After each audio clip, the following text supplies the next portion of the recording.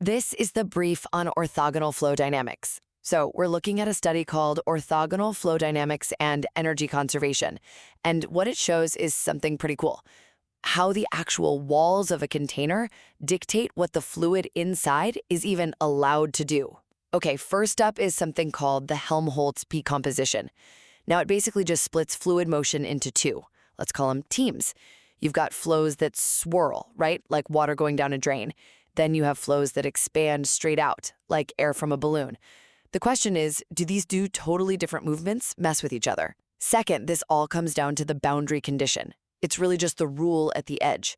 For the math to work, the fluid has to, well, glide along the walls instead of just punching right through them.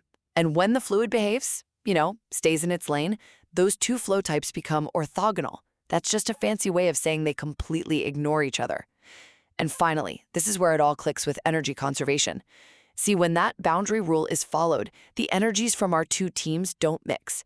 You just calculate the swirling energy, calculate the expanding energy, and add them up. Simple. But if there's a leak at the edge, you get this interaction energy, which proves it's the container's limits running the show. In short, energy conservation isn't some property of the liquid itself. It's all about whether the container's boundaries keep everything in its own lane or let it all mix together. In physics, the edge defines the middle.